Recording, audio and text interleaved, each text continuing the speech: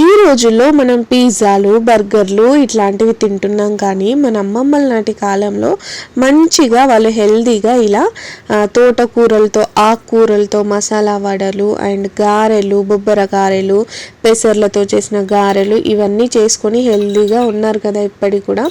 But మనం ఏంటో ఇవన్నీ తింటూ హెల్త్ని ఖరాబ్ చేసుకుంటాం. బట్ ఒక్కసారి నేను చెప్పే ఈ ప్రాసెస్లో ఈ తోటకూర వడల్ని ట్రై చేయండి. చాలా చాలా టేస్టీగా వచ్చాయండి. అస్సలు వడల మజాక అంత బాగున్నాయి.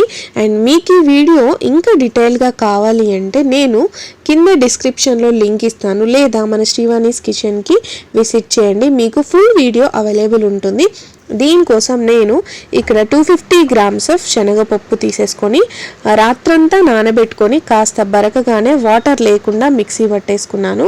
ఇక్కడ చూపిస్తున్న ఇంగ్రీడియంట్స్ అన్నీ ఒక మీడియం సైజ్ ఆఫ్ ఆనియన్, పచ్చిమిరపకాయలు, ఓ చిన్న తోటకూర కట్ట అండ్ ఇవన్నీ వేసేసుకోండి. నేను చెప్పిన మసాలాస్ చాలా ఎక్కువ ఇంగ్రీడియంట్స్ ఏం చెప్పలేదు, సింపుల్గానే చెప్పాను. అండ్ టేస్ట్ అయితే అద్దిరిపోయిందంతే.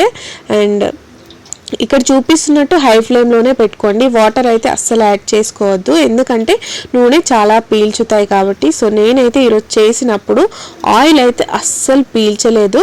సో చాలా చాలా టేస్టీగా వస్తాయి ఈ గారెల్ని. మీరు పప్పులోకి, సాంబార్లోకి అండ్ స్నాక్స్లా ఎప్పుడైనా చేసుకొని తినచ్చు. చాలా చాలా టేస్టీగా ఉంటుందండి. ఈ వీడియో కనుక మీకు నచ్చినట్టయితే ప్లీజ్ ఒక లైక్ ఇచ్చి వెళ్ళండి ఫ్రెండ్స్. అండ్ సబ్స్క్రైబ్ చేసుకోవడం మాత్రం అస్సలు మర్చిపోవద్దు. Thank you for watching. Bye bye.